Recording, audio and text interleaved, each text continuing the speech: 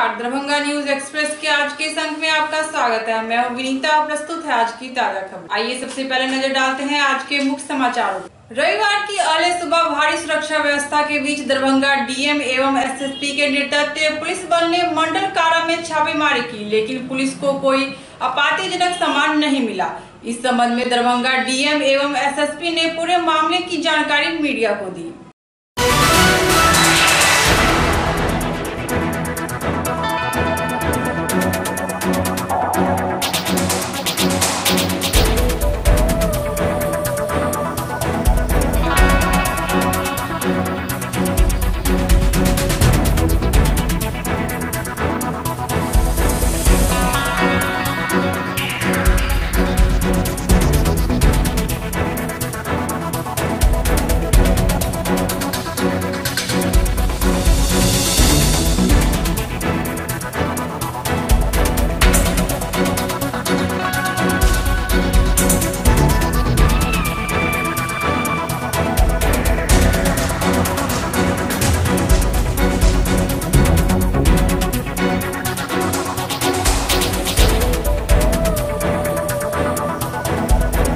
का जो रेड होता है उसका यही होता है कंटिन्यूस रेड्स का कि बेहतर जो है और सुरक्षा व्यवस्था जो है हम लोग उसको बेहतर करें।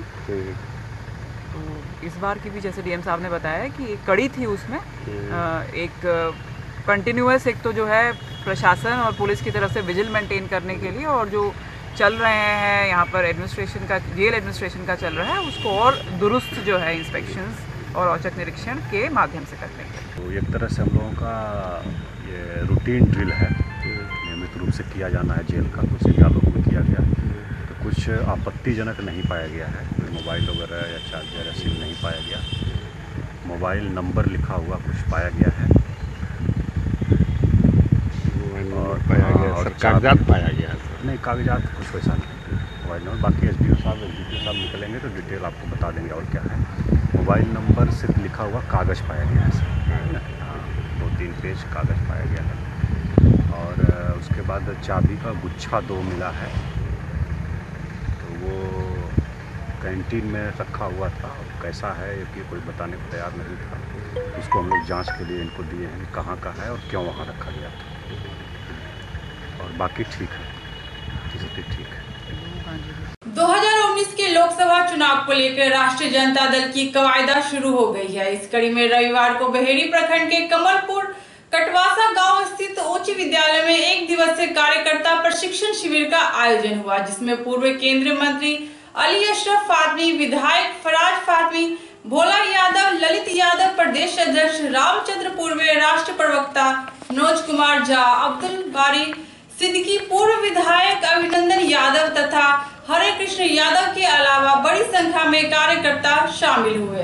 बताते चले कि विगत बिहार विधानसभा चुनाव में राजद एवं जेडीयू ने एक साथ चुनाव लड़ा था, जबकि आगामी लोकसभा चुनाव में राजद को जेडीयू एवं भाजपा के गठबंधन से सामना करना होगा।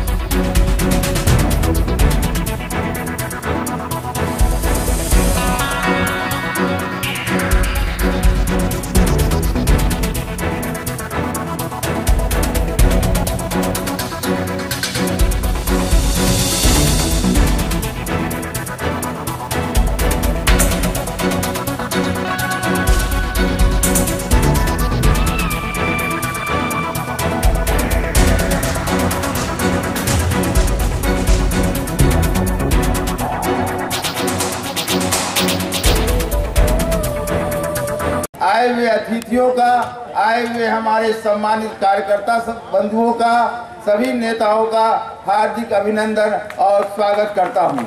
आज के शिविर में हम लोग आने वाले समय में जो 2019 में जो हमारे सामने चुनौती है, जो सब वर्तमान में सरकार ने जिस तरह 4.5 वर्ष में पूरे देश में जो अराजकता की स्थिति पैदा की है, हम लोग को इसकी आने वाले 2019 के चुनाव में इसका सामना करना है।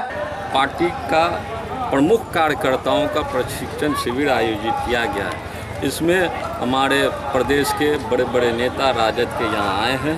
जो देश के अंदर हालात बन चुकी है, बिहार के अंदर जो हालात बन चुकी है, उन सब मुद्दों पर केंद्र की सरकार हर मोर्चे पर फेल है।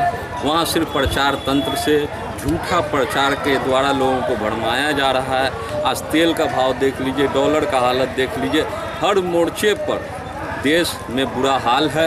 इन सब मुद्दों को लेकर के अब बिहार में कानून व्यवस्था पूरी तरह से ध्वस्त हो चुकी है।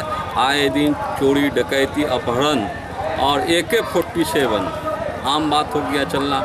इन सब मुद्दों को लेकर के हम लोग पूरे जिला भर के कार्यकर्ताओं को आज इस कमलपुर बहेड़ी की धरती में ये राज्य सरकार और केंद्र सरकार की विफलता को बता करके अपने कार्यकर्ताओं को लैस करने का काम करेंगे कि आने वाला जो आगामी लोकसभा का चुनाव है उसमें इस केंद्र और इस बिहार की सरकार को विफल है, उसको हम लोग जनता के बीच जा करके पूरी मजबूती से बताने का काम करें। इसी उद्देश्य के तहत आज का प्रशिक्षण शिविर आयोजित किया गया।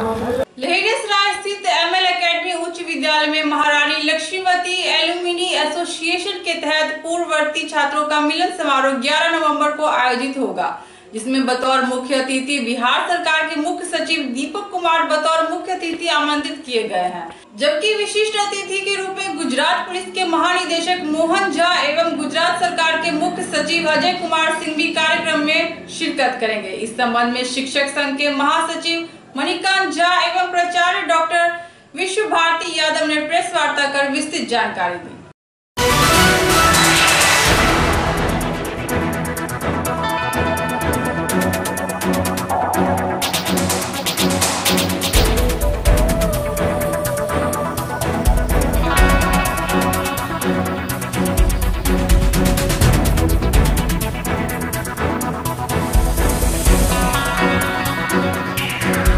का एक हम लोगों ने एसोसिएशन बनाया था जिसका आज फाउंडर्स डे है।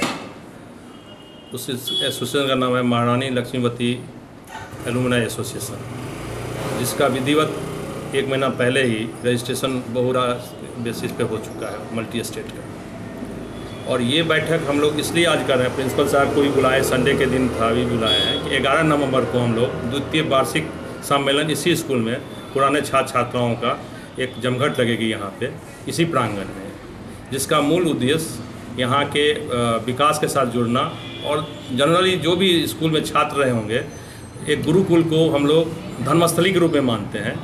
और हमारा मानना है व्यक्तिगत रूप से कि एक बार कम से कम अपने गुरुकुल में आए और उसको देखें और उसके प्रति अपना एक जो ऋण है, चुका तो नहीं सकते हैं लेकिन जो भी कम अदायगी कर सकते हैं वो कर सकते हैं, और इसके साथ हम इस क्षेत्र के विकास को जोड़ भी सकते हैं। जब हमारे पुराने छात्र इससे जुड़ेंगे तो आपस में एक बंधन बनेगा, एक माला के रूप में इसको प्रयोग जाएगा।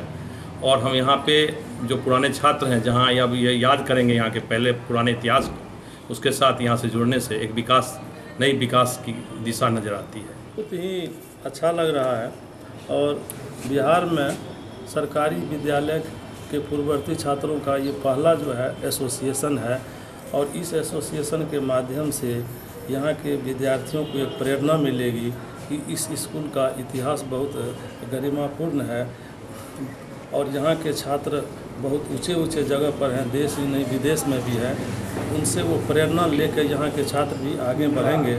इसके लिए मैं जो पूर्ववर्ती छात्र हैं जो इसमें सहयोग कर रहे हैं, सभी लोगों को मैं धन्यवाद देना चाहता हूँ। जो पहले सरस्वती स्कूल के नाम से जाना जाता था, बाद में इस स्कूल का नाम ML एकेडमी हो गया, और यह अभूतपूर्व सम्मेलन होने जा रहा है 11 नवंबर को। अभी तक एलुमनी एसोसिएशन प्राइवेट स्कूलों में या क्रिश्चियन स्कूलों में होता था, लेकिन पहली बार किसी सरकारी स्कूल में हो रहा है। और ये ML एकेडमी का सौभाग्य है कि बहुत सारे मुख्य सचिव, प्रधान सचिव, बड़े बड़े नौकरशाह इसमें आने को हामी भर चुके हैं और पूरा सहयोग देने के लिए तैयार हैं। हमें उस घड़ी की प्रतीक्षा है 11 नवंबर की, और हम आप सभी पत्रकार बंधुओं से भी आग्रह करेंगे कि आप लोग भी जहां तक हो सके इस बात का प्रचार प्रसार करें। 11 नवंबर को जो भी ML एकेडमी के पूर्व छात्र हैं जिनके पास ये सूचना नहीं गई है वो संपर्क करके यहाँ पर एक ऑफिस खोल दिया जाएगा, उस ऑफिस में संपर्क करके अपना पंजीकरण करवा लें। बीती रात जयनगर से हावड़ा जाने वाली धुरियानी पैसेंजर ट्रेन से GRP ने 2 बैग से 72 बोतल नेपाली शराब बरामद किया, जबकि आज सुबह RPF ने गंगा सागर एक्सप्रेस से एक लावारिस बैग बरामद किया जिसमें 68 बोतल विदेशी शराब पाया गया। आगे की कार्रवाई हेतु RPF ने उक्त बैग GRP को सुपुर्द कर दिया। बताते चले कि उपरोक्त मामले में किसी की गिरफ्तारी नहीं हुई है।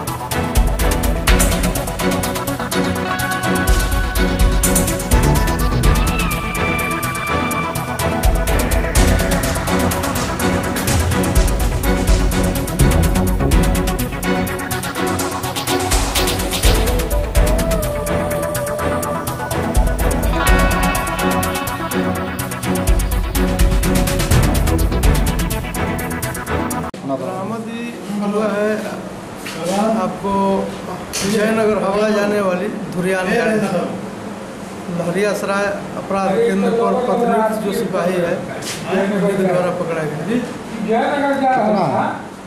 टोटल 72 2 बैग में है 72।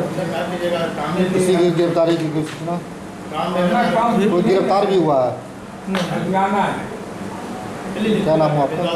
हमारा नाम Mohammad कैसला, ASI Mohammad कैसला, GRP। RPF के द्वारा दरभंगा रेलवे स्टेशन पर रैंडम चेकिंग के दौरान कुल 68 पीस टेट्रा पैक ऑफिसर्स गैस विदेशी शराब बरामद किया गया। 1385 down Ganga Sagar express train से। कब की घटना है सर? ये आज की घटना है। किसी की गिरफ्तारी की सूचना? नहीं, गिरफ्तारी नहीं।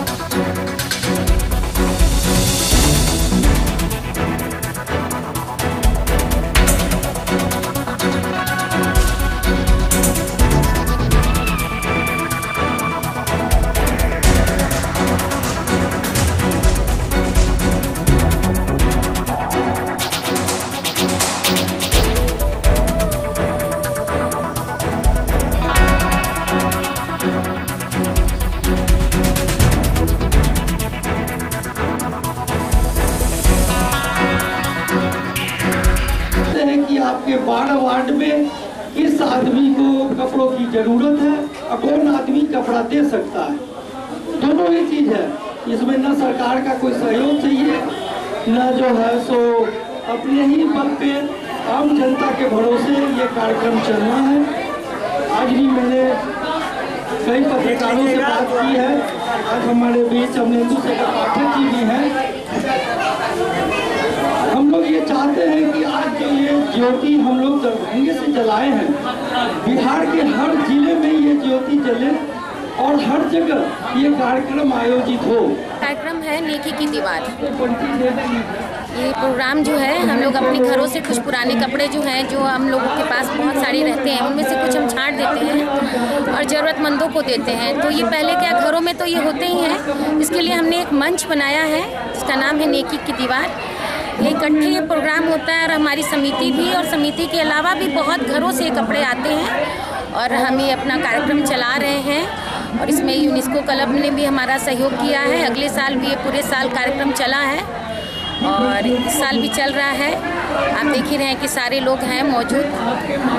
इसका मुख्य उद्देश्य क्या है? इसका मुख्य उद्देश्य है कि गरीबों तक सारी चीज़ें पहुँचें। जो भी चीज़ें हैं हमारे घरों में, कोई भी गरीब है जो जिसके पास जो चीज़ नहीं है, बैग है, पेंसिल बॉक्स है, कपड़े हैं, जो पहुँचे ज़रूरतमंदों के पास मत लेने के लिए भी लोग तैयार रहें और देने के लिए भी तैयार रहें। तुम्हारे पास है तो दे जाओ और यहाँ से ले जाओ। एक ऐसा मंच जहाँ आप दे भी सकते हैं और आप ले भी सकते हैं। इसमें कौन कौन संस्था भाग लिए? यूनेस्को क्लब, मारवाड़ी महिला समिति। क्या नाम है आपका? नीलम बजाज। क्या आप हैं? इसमें मैं पर्यावरण विभाग में हूँ। आज मैं मंच संचालन कर रही हूँ।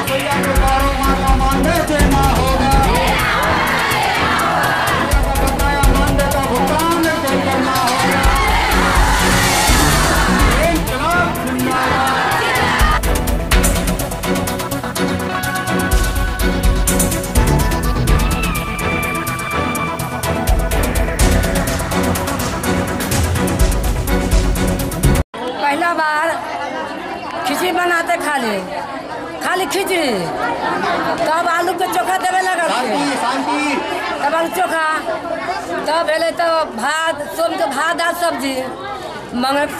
1200 महीना देता है, काम करता है 12 महीना, देता है 10 महीना का पैसा। बहुत तकलीफ होता है, बहुत दुख होता है। हमरा चाहिए 12 महीना का पैसा, 18,000 रुपया चाहिए हमरा। सर माने केंद्र सरकार और बिहार सरकार आप पूरा बिहार में माने 70 रसोइया को भर्ती कर दिया तो सब रसोइया भर्ती हो गया, सबके रोजगार खोल दिया। तो एक समय में कहता है जे नीतीश कुमार जे रसोइया के हटा दीजिए, नहीं अति बंद होगा, मध्याह्न भोजन बंद होगा। फिर हमको संतोष भैया फिर मध्याह्न भोजन चलाया फिर भी 12 महीना का वेतन माने हमको 34 रुपया के रोज़ कमाते हैं। 9 बजे से 3 बजे तक आते हैं। ये भी वही में पेट नहीं भरता है। बाल बच्चा को क्या खाएगा, क्या पढ़ाएगा, लिखाएगा, क्या करेगा, नहीं उसमें हमको सबके नहीं अति होता है। तब की मांग करते हैं सरकार से, जो ये इलेक्शन आ गया हमको माने रसोइया बहन सबको वेतन बढ़ाइए, नहीं तो अगला वोट में हम नहीं किसी को गंद करिएगा, नहीं हम देंगे किसी को वोट। हमारे साथ इतनी समस्या है कि मतलब स्कूल में 8-9 बजे जाए तो 4 बजे छुट्टी हो, 4 बजे छुट्टी हो 30-35 रुपया आके रोज पर के पेट भरता है। मजदूर जाए कनका दर काम करे तो 500 रुपया लेके अबै छै, 500 के रोज दै मजदूरी, हमरा सबके 30 रुपया के मजदूरी दै छै। वो पर मास्टर सब डपटा मारे डटे छै कि जे मतलब आपको 4 बजे तक रहना है, खाना खिलाओ लेकिन बैठना है यहाँ। हम सब भाग अबै छियै, हम सब कहै हम नहीं रहब, मजदूरी कनका आ भर दिन बैठब और बाल बच्चा कथी खतै, फिर जबै तो दोसर जोगाड़ करबै, फिर कोई काम करबै तो बच्चा सबके खिलेबै, ई देतै। साल भर के भी पैसा बाकी, पैसा नहीं देलकै हमरा। की यहाँ तक चाहिए आगे सरकार से की चाहिए? सरकार से चाहे छी 18,000 के महीना चाहिए।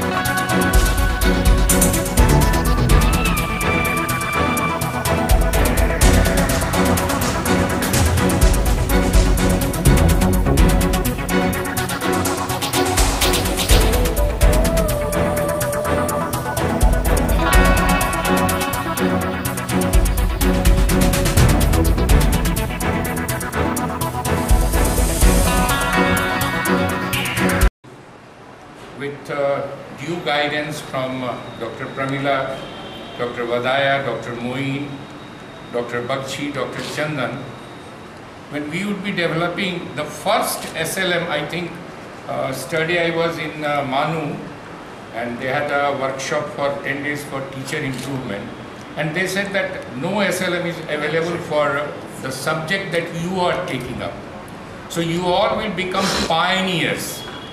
So I welcome you all and hope that with due guidance and directions from our Honorable Vice Chancellor and our Honorable Resource Person, तो हमारे लिए इस हम प्रतिभागियों के लिए यह सीख है, यह संदेश है कि आगे भी हम अपने कुलपति की जो मंशा रहती है समय का पालन, और हमारे जो आधार पुरुष है उनकी जो मंशा है समय का पालन, यह हम लोग करें। हम सभी प्रतिभागियों को आने के लिए धन्यवाद देता हूँ, साथ ही हम अपने कुलपति के प्रति आभार प्रकट करता हूँ। आज की कार्यशाला का मुख्य उद्देश्य under standing self learning material develop करने का ये पूरी कर। इसमें 15 टीचर प्रतिभागी भाग ले रहे हैं, जो 3 दिनों में जो बड़ौदा और दिल्ली से आए हुए रिसोर्स पर्सन है उनकी देख रेख में इससे संबंधित जो है रीडिंग मटेरियल डेवलप करने की कोशिश करेंगे। ये बताना आवश्यक होगा कि अंडरस्टैंडिंग सेल्फ पर अभी सेल्फ लर्निंग मटेरियल कहीं भी उपलब्ध नहीं होगी। तो जो ये काम करने जा रहा है विश्वविद्यालय यूनिसेफ के सहयोग से और एक रिसोर्स पर्सन के सहयोग से, ये अपने आप में अनोखा और पहला काम होगा। और ये सेल्फ लर्निंग मटेरियल जो होगा सिर्फ विश्वविद्यालय के लोग ही नहीं इसका उपयोग करेंगे, बल्कि देश के दूसरे विश्वविद्यालय के लोग भी इसका उपयोग करेंगे, क्योंकि इस तरह का मटेरियल इस विषय पर उपलब्ध नहीं है। ये जो संधि हम लोग की हुई थी यूनिसेफ के द्वारा, उसके कड़ी में ये दूसरा कार्यक्रम हो रहा है। पहला कार्यक्रम 5 दिनों का वर्कशॉप था, जिसमें प्रतिभागियों को बताया गया, 40 प्रतिभागी थे, बताया गया कि अंडरस्टैंडिंग सेल्फ किस तरह से आवश्यक है। जब तक आप अपने स्वयं को नहीं समझेंगे तब तक अपने व्यक्तित्व को विकसित नहीं कर सकते हैं, और तब तक आप एक अच्छे शिक्षक के रूप में उभर नहीं सकते हैं, और न तो छात्रों को अच्छी शिक्षा दे सकते हैं। तो ये दोनों वर्कशॉप हैं बहुत ही इम्पॉर्टेंट हैं, और आने वाले समय में टीचर्स की कैपेसिटी बिल्डिंग करने में इनका अहम योगदान होगा।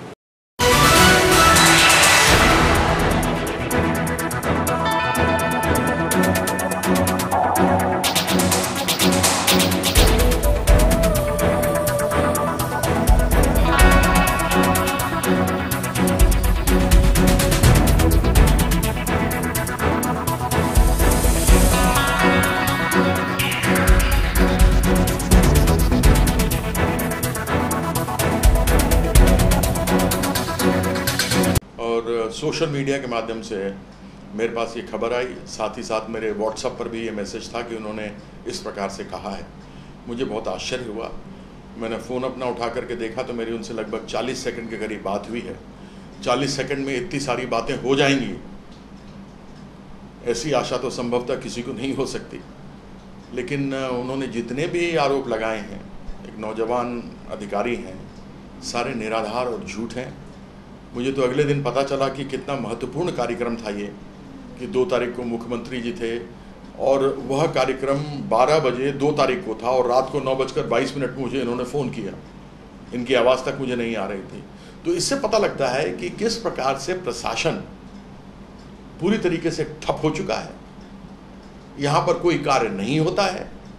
जब जनप्रतिनिधियों में सबसे ऊंची संस्था अगर किसी को माना जाता है तो वो संसद को माना जाता है, और अगर संसद सदस्य को ही आप रात को 9:22 पर फ़ोन कर रहे हो कि अगले दिन 12 बजे आ जाइए, तो यह पता लगता है कि कितने उदासीन है ये। जब ये जनप्रतिनिधि के विरुद्ध ऐसे उदासीन हो सकते हैं, तो जनता के साथ जो ये कर रहे हैं और हम इतने सालों से देख रहे हैं, तो यह कहना कि यह उदासीन है, काम नहीं करते हैं, कोई अतिशयोक्ति नहीं होगी।